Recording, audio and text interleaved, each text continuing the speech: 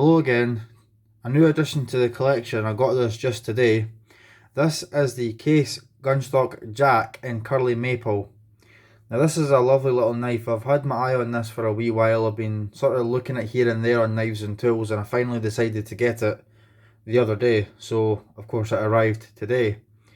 And immediately, as soon as I opened it, I realised, yeah, this is a beautiful knife. I mean, that's why I bought it in the first place. I really liked the pattern, the shape, the blades are kind of nice, and I was really attracted to that Curly Maple. I really like wood products. I'm a woodworker myself, albeit I'm not a great one. I like to try and make things. I like to try to do woodworking, but I love the wood. Um, I've not actually had anything in Curly Maple before, or Maple period. In fact, I have had a few in Curly Birch. Here's one that I have in Curly Birch. TBS, the Boar Bushcraft pocket knife, which the wood on this is absolutely lovely, and this Enzo pocket knife, which has also has Curly Birch, which is also lovely. So naturally, I had to get this, and I have to say it's a lot bigger than I expected. It really does fill my hand quite nicely, whereas other Case traditionals, like the three-bladed, crap, I bet you I've forgotten the name. Is it Stockman? I'm sure it's a Stockman. Yeah, this is, it's a good size, but I feel like it just doesn't fill the hand quite as nicely where this one does. So on that note, I'll just put them side by side. You can see that the Gunstock, is it Gunstock or Gunstock Jack? I've been calling it a Gunstock Jack for some reason. You can see there that the Gunstock is a bit wider, has less blades, where the Stockman has 3. I'm getting a wee bit confused there. And this Gunstock has 2. And both blades are basically the same. Speaking of which, let's have a look at them.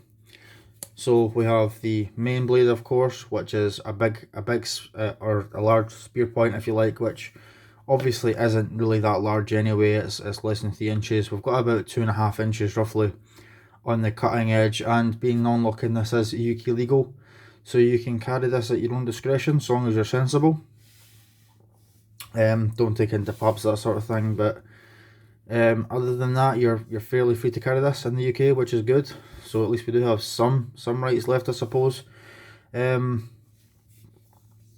I do quite like that blade. It's quite nice. I don't have anything like it. I mean, obviously the blade being a long spear point, it's quite a bit like the blade on a Swiss Army knife. So here's a standard 91mm Swiss Army knife. This is a Spartan, just again for comparison. So we're about that sort of size, while both of these knives are absolute fingerprint magnets. Whereas on the Case Gunstock, you can see there it's got a bit of a swedge or a false edge, what you want to call that, and we've got a long pull, which is nice. I do like that swedge on that knife.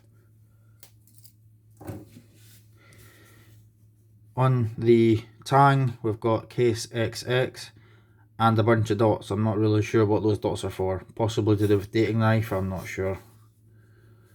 And if we go to the second blade, it is basically just the exact same thing but smaller, which is fine. USA 72130SS, which I think is stainless steel. Yeah, so both of these blades are basically the exact same thing, just the nail nick, or the nail pull, or whatever it is you want to call it, is on opposite sides. This is quite a handsome little knife. And it's good that you've got 2 similar blades, especially being spear point blades, which they're basically a very multifunctional kind of blade, I think. Good for everything from whittling to cutting up food to holding up the post. It's not a specific blade, it's quite like a multi-purpose blade, I think. So in my mind, that large blade is good for like cutting your apples and that sort of thing, whereas the small blade is good for like whittling, wood carving, that sort of thing. Or you could just keep one sharp and one as a user, whatever you prefer. Speaking on sharpness, the grinds, let's start off with the small blade, I suppose. The grind on the knife, on both knives, isn't terribly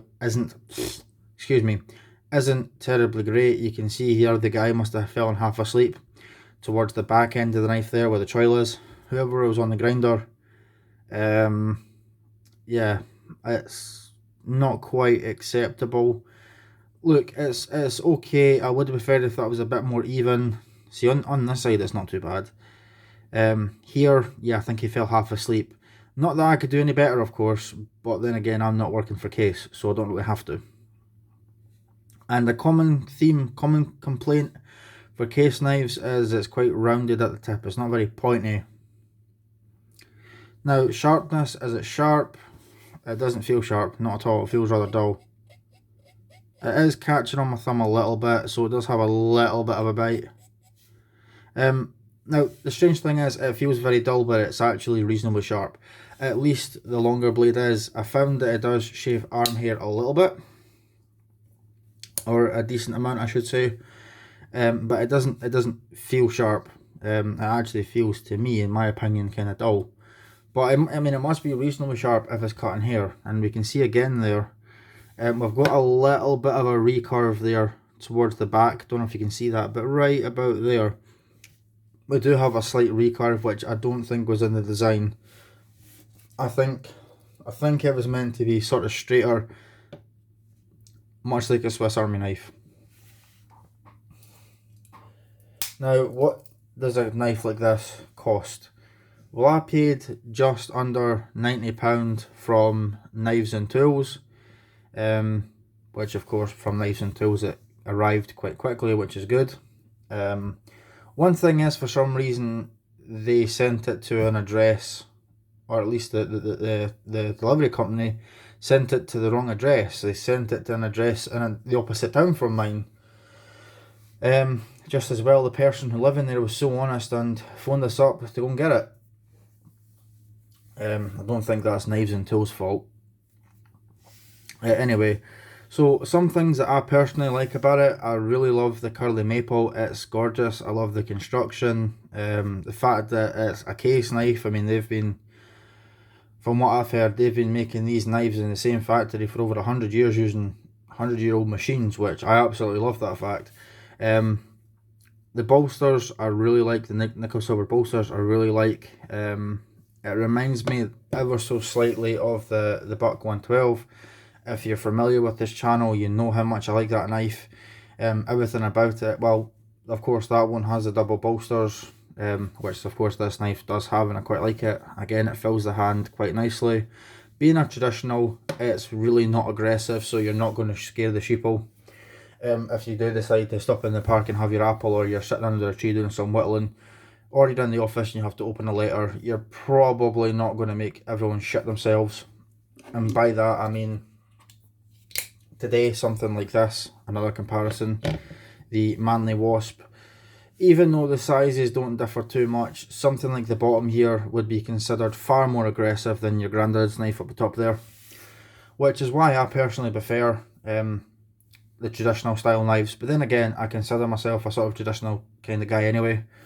In that regard, I'm not really the sort of I want the latest and greatest kind of person. Although it is nice from time to time, I prefer the old style, the old way of doing things. Tried and tested, if you like. So for me, there's a lot to like about traditionals, especially fine examples like this. Fit and finish overall, I think, other than those few complaints about the blade, I think is quite nice. Maybe you've got ever so slight gaps there, which you could feel if you really want to, but that's just being really picky.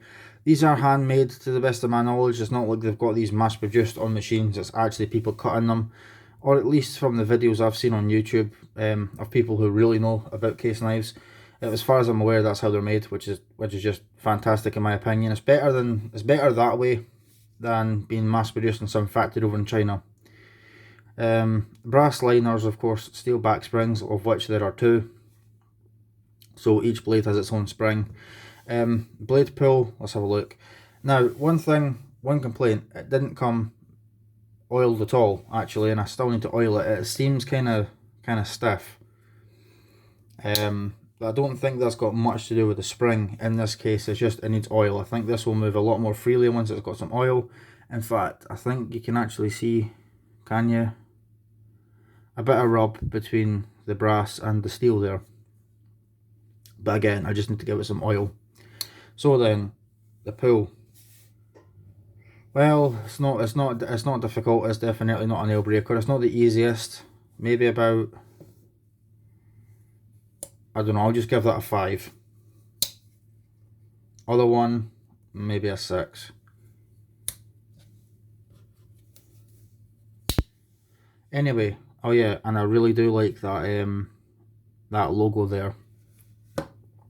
The logos on case knives I find to be quite nice. In fact, again, I'll just set a couple more beside it, just for comparison. So there's my Stockman in blue jigged bone, which is just gorgeous, and the Hawkbill pruner in amber jigged bone. So there's a couple of other case knives, just so you can get a comparison there of what's going on. You've already seen it beside the Manly Wasp and the Victorinox Spartan. What else can I put it beside? Right, okay, we'll use this, another traditional, but this time a UK made traditional. Another one of my favourites, the Arthur Wright Sheep's Foot in blue jigged bone. Obviously there you've got a massive variation in price. This one £90, this one £20. Although some sellers are trying to sell this for £40, which that's double what you should be paying. And just for the absolute hell of it, put it beside a Zippo as well. So there, one of these things you've probably got at home, especially if you're into knives. So hopefully that'll give you a decent comparison. That's something I always like to see, is it compared beside other knives. That's the sort of thing I look out for when I'm watching YouTube videos. So that's what I'll do. So yeah, lovely knife. Glad I bought it, and it fits nicely into the collection. Thanks for watching, and I'll see you later.